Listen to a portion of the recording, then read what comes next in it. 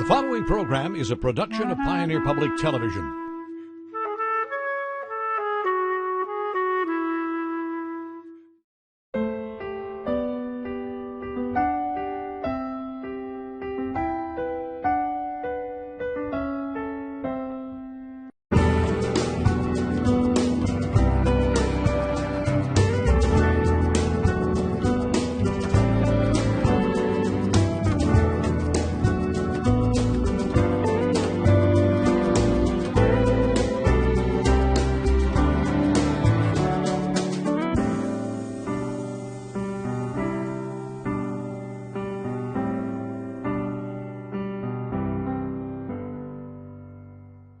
Hello and welcome to Compass, a new production from Pioneer Public Television. I'm Les Heen, your host for Compass. This is a weekly discussion of public policy and important issues facing our viewing area. This week, a look at train safety and the efforts in our region to keep not only engineers on those tracks safe, but also the towns and communities situated around the tracks safe. First, we have a story on what the new technology is in the train business and why things like positive train control are so important to the safety and mechanics that involves life on the rails. We talked to a couple of rail experts to get their opinions on the technology, what it's all about, and the need that started the race toward it. Here's a report from Pioneer's Laura K. Prosser. Now, some people think that positive train control is an existing technology that you just apply to trains and it's a done deal. Even legislators were questioning, well, how come it's taking so long to put the technology into action? It's not as simple as that, and here's why. Positive train control was cooked up by the United States Congress as a reaction to a problem they perceived that somehow the human locomotive engineer was incapable of safely operating trains consistently. As a former locomotive engineer in another life, we had 5 or 6 safety features on every locomotive, and it would take us about 3 minutes to disable or override them so we could actually do our jobs without having the train go into emergency stop. So the new positive train control is an attempt to even further automate the process and take control away from, I think, the human operator. Because humans can make mistakes, no doubt about it. What spurred the 2008 legislation was the tragic commuter accident in California, where it was later discovered that the engineer of the commuter train was texting, didn't notice that he had a stop sign, went through a switch which allowed him to continue on the same track, went around a bend and had a head-on collision with a freight train, and 27 people died. And so when Congress mandated positive train control, what it's designed to do is if a person operating the train doesn't slow down when they're supposed to, or if they don't stop when they're supposed to, the system will detect that and automatically stop the train. And it's designed to prevent head-on collisions. It's designed to prevent trains going into sidings that they're not supposed to go into, things of that nature. And it sounds very, very simple. However, technology doesn't always play along with legislative mandates, especially when it is as complex as the positive train control system. Part of the reason it's complex is there are many variables involved with a train. A train can be 2 cars long, it can be 120 cars long, it can be empty, it can be loaded. The track segment it's on may have a curve in it, it may be straight, it may have an incline, it may have a decline. Every single foot of track that has to have positive train control has to be mapped out with precision, and then detectors have to be placed alongside the rail lines that need this technology installed. The locomotives themselves have to have transponders on them that communicate with the trackside detectors, and then the locomotive also communicates to a satellite, which then communicates with a great big computer, which is called a back office, and the back office then communicates back to the satellite, which communicates back to the train, and these communications occur every 7 seconds. If you don't get that 7-second communication, it'll stop the train. What they found was 40% of their trains were stopping at random. Picture a truck on a road. If 40% of the trucks would stop randomly, you can imagine what would happen to traffic. The problem is what Congress is asking to happen is to put into place new technologies that have never worked with other technologies before. And in some cases, we've had to invent new technologies to bridge the gap between an existing technology, say GPS train tracking, TWO proceeding from Goinko to Rubel on the main MAIN track, and a different technology, which is an algorithm that predetermines where trains are going to meet somewhere, or if they're going to. Then you've got locomotives from 30 or 40 different railroads running around the country, all on different frequencies. You see the problem just begins to multiply itself. So, with these technical difficulties, the 2008 federal rail safety legislation deadline loomed ever closer, a matter of law over feasibility. Well, the original 2008 legislation required it to be installed by January 1st, 2016. Last summer of 2015, large railroads and those that needed to have this in place were faced with a very difficult proposition. Either they violate the law, safety, on January 1st of 2016, or they ceased service.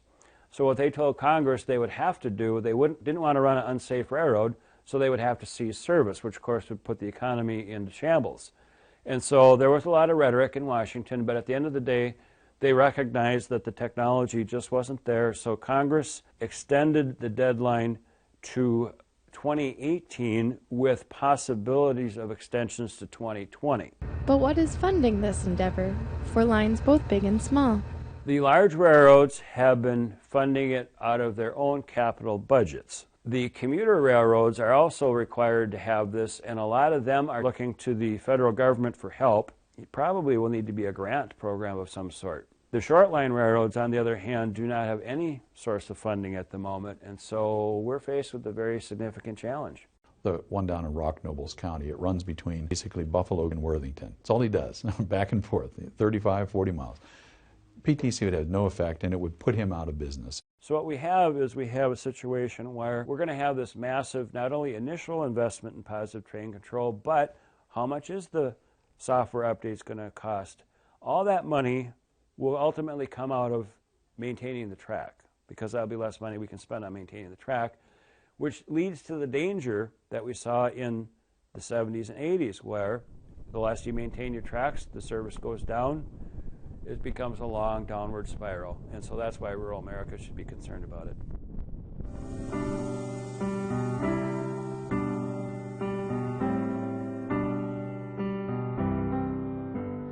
To show the impact positive train control could make in the future, here's a video of a rail accident that happened this past February in northern Minnesota.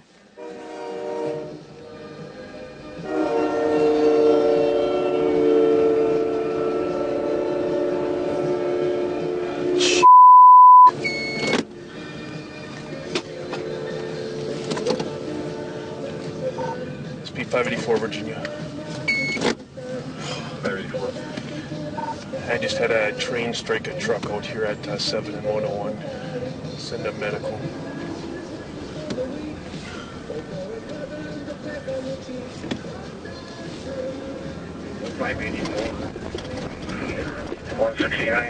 Be there a bit.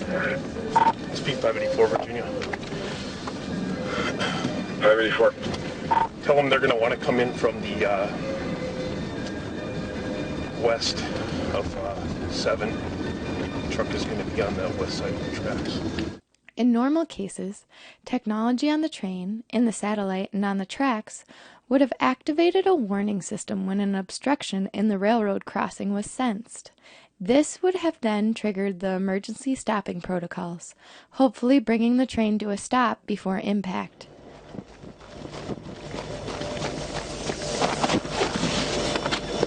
You okay? Yeah. You sure? Yeah. I thought you were going to stop. I didn't think you were going to go all the way through. I just watching that car go in front of me, and I wasn't even... Okay. All right. The other car stopped there and turned. I was just watching the other car. Yep, gotcha. All right.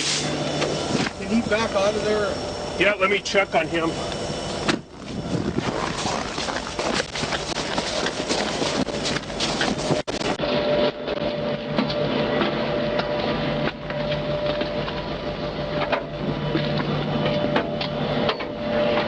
You all right, sir? Yeah. He's okay. You okay? Yep. All right. That was a checkup. Did you let your railroad know? Yeah, we told him. Yeah, all right. I just got done inspecting him. He said, yeah, he was watching the other car go. Yeah. So it is. Yeah, Yeah, right. He's fine. Yep. So. Yeah, they know about it.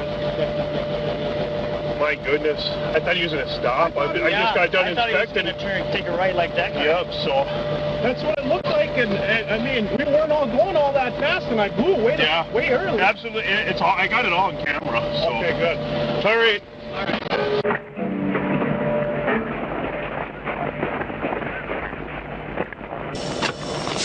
You want me to get you the ambulance just to make sure? No, I'm fine. I saw the whole thing, so I'm scared for you. I can't believe it. Can you believe this? No. I'm so used to that Southern Crossing Sure. with the arms. Yep. And I know what you're that talking car about. pulled up there and went. I was just stopped at the thing. Was gonna, you know.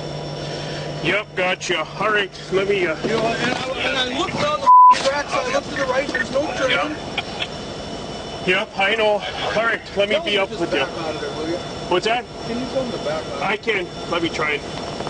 Had positive train control been available, there is a possibility that this accident could have been prevented. However, with such close proximity between train and truck, it is anyone's guess. In this case, luckily both train and truck drivers survived. Keep medical rolling just in case. The driver's denying any need for medical at this point. Locomotive crew is also no injuries there either.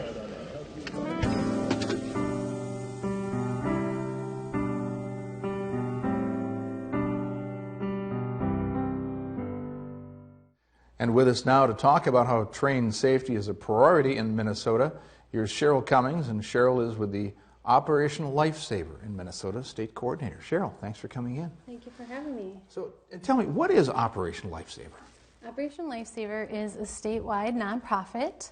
Our mission is to reduce collisions, deaths, and injuries at highway, rail, grade crossings, and on railroad property. We do this via raising awareness and providing free education to the public through a statewide network of volunteers that are trained and authorized and dedicated to helping us get the safety message out to help save lives. So, I mean, your function really is statewide, and I know that you said when we were talking during the break that there are examples of what you do all over the country. So, you know, there's this operation in Minnesota and the Dakotas and Iowa and many other places. So it's really region-wide Operation Lifesaver, right? Yes, it is. Operation Lifesaver Incorporated is our national office. That began in 1972 as a as a 6-week public awareness campaign in the state of Idaho. At that time, the rate of train vehicle collisions had topped 12,000 per year. So they felt like this was an important issue to address. The 6-week campaign was so successful and so well received that it quickly spread across the country. With Operation Lifesaver programs operating individually in every state in the country, we've now brought that rate down by over 80%. So over a 44-year period, from that one start in Idaho to nationwide, a big change, and education has to play a huge role in that. I mean, that's really what you're about, isn't it? Yes, it is. It definitely is. We heartily support the advancements in engineering, the efforts to reduce the number of at-grade crossings, and the efforts of our law enforcement partners. But our mission is to address the largest number of fatalities in the industry, which typically involve vehicles at crossings and people on the tracks. Sure, and of course people drive across rail crossings, you know, every day and probably don't give a lot of the safety measures or those things a thought, but what are some of the safety measures that people should be aware of? Sure, well, what we do in our presentations, we talk to tens of thousands of people in the state alone every year about making the safest decisions possible when you're crossing tracks or on or near railroad property. And one of those things is to always stop, look, and listen. The reality is that, as with most collisions, you're far more likely to be in an incident at a crossing with which you are familiar. And so it's very important that we remind everyone we talk to that it can happen to any of us. Any one of us can become impatient, can be distracted, or can become complacent. So in other words, I'd like to pick up on that point. So in other words, talking about the familiarity of the train crossing being actually a big part of the problem for people, because if they're in a new area, driving through a new area, coming across a new train crossing, they're probably a little more likely to pay attention because if it's new, but if it's a crossing they're driving through every day for work, then the day comes along where maybe they're not paying attention, right? It's the familiarity that actually is a barrier for them? That definitely is one of the concerns, yes. Being distracted can happen to us at any time, but obviously when you're familiar and your brain is on autopilot, those distractions can often be a bigger hazard than we realize. Yeah, so are people saying, well, I know this intersection well, there's hardly ever a train here, those kinds of assumptions that people make, because I suppose, again, the familiarity of the trains or the traffic, and if they don't see a train there very often, then they may be less likely to pay attention as well. Exactly, exactly. One of the first things we talk about in every presentation we do is always expect a train, because it can come at any time, in any direction, on any track. It's their property and they can do that. And you may not always hear them coming, even though you think you can. Well, and I suppose the other part that happens here too is that as rail traffic changes, of course in the recent years we've heard about a lot of increases in rail traffic. For a while it was a discussion about grain, another time it may be a discussion about oil, but there are variations from year to year in how much train traffic there is. So you may have a track that's used quite a bit one year and the next year maybe not, or suddenly there's a big increase. So tell us what rail traffic increases really mean for safety, because I'm sure you've seen a lot of these numbers change.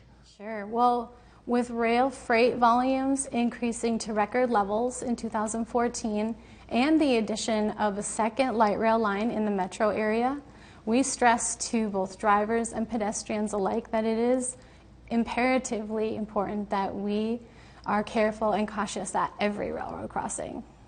Sure, and we talk about the Twin Cities metropolitan area when you say the metro area.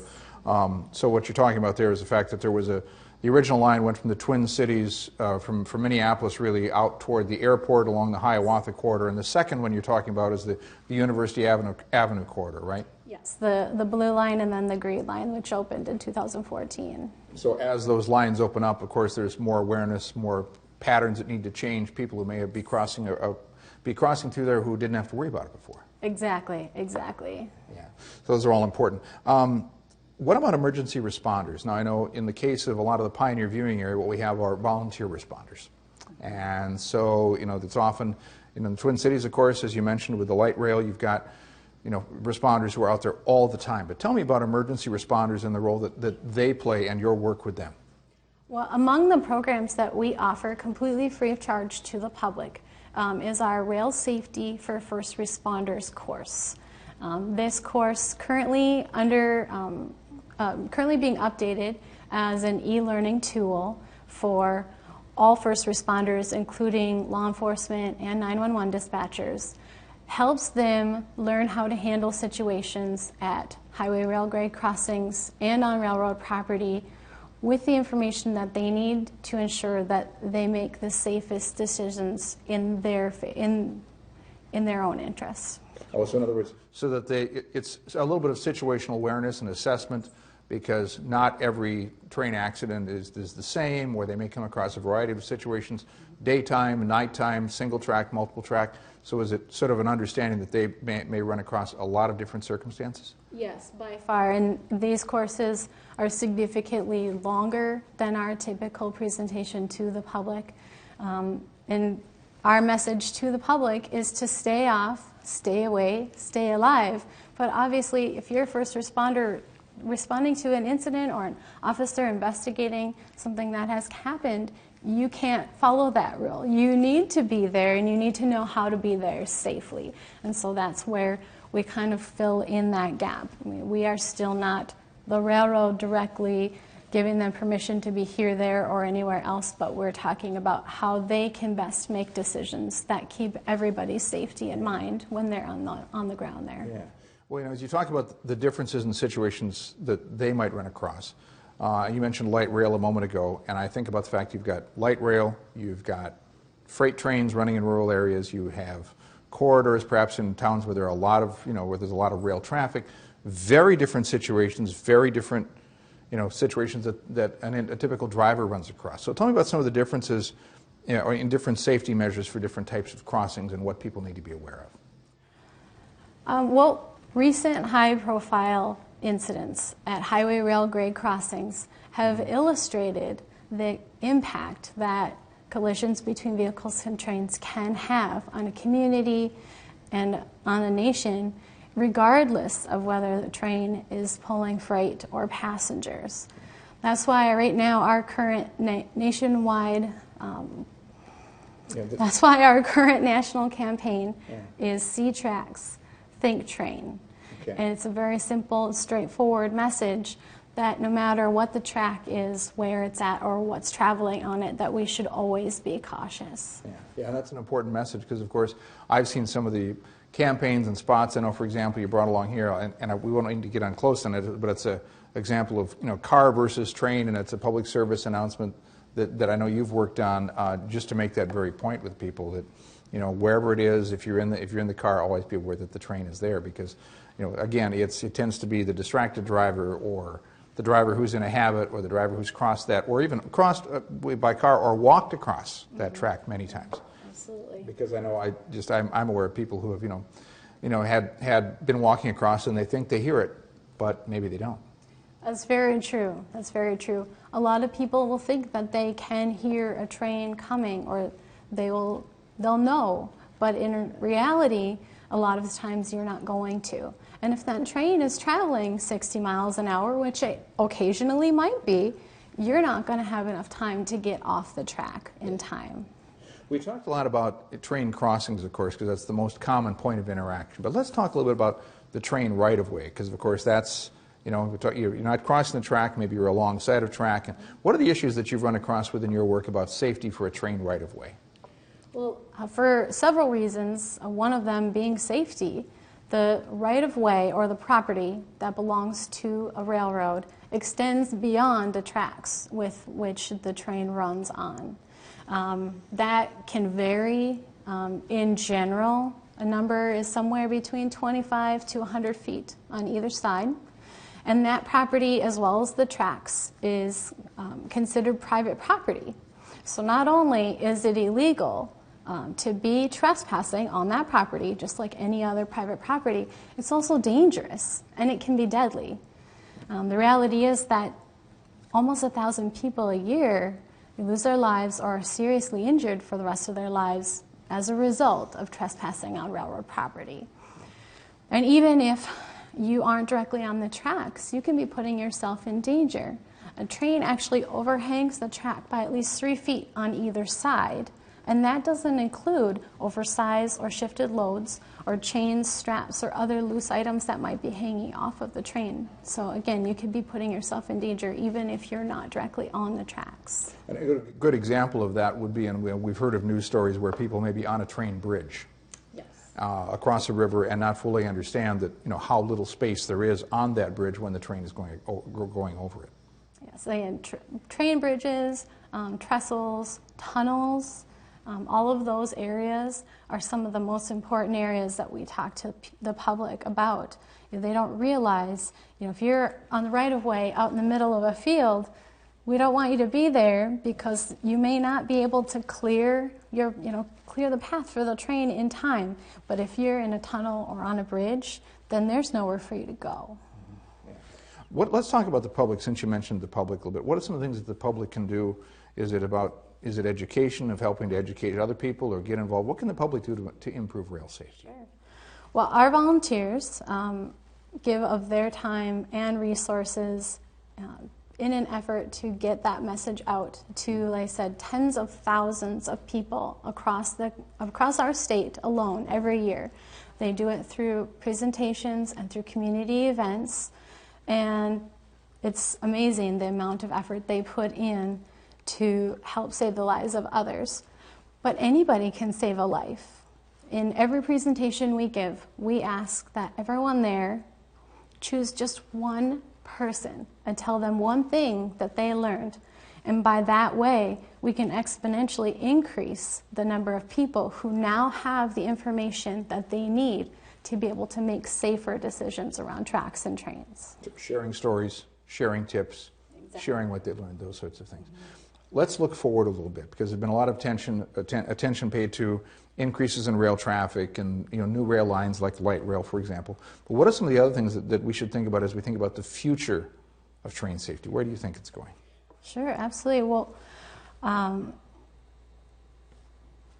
suppose positive rail control would be one example, right? That's out there and that's discussed in some areas, but that's a very complicated sort of high-tech thing, isn't it? Yes, and we definitely support the efforts in engineering and the efforts of our law enforcement partners and everything that they have done that no doubt has contributed to that reduction in collisions over the past 4 decades. However, the truth of the matter is the statistics show that more than half of the incidents that occur at railroad grade crossings occur at crossings that are equipped with active warning devices. So active warning devices would be flashing lights and gates, things that would be normally considered warning devices, alerting us giving us that advance warning that we should be able to make a safe decision. Well, and that seems like a fairly surprising thing about the fact that you obviously in that situation, you're talking about people who go through the obvious physical act of driving around gates. Yes, they would, or going into any kind of activated crossing. So whether it has flashing lights or gates or any of the other combination of engineering advancements that have come about. They are there to help us, enable us to make safer decisions, but we still have to recognize them and follow them and respect them in order for them to be able to help us. So it sounds like in that situation what happens is people make assumptions. They make an assumption, well, okay, I see that the gates are down, the lights are on, but I'm not seeing a train, so I'm just going to drive around it. Is that the sort of thing that happens? It is very common, yes, that people think that they could beat a train. And to them, what we try to stress in our presentations is you need to stop, you need to look, and you need to listen, because your life is worth that wait.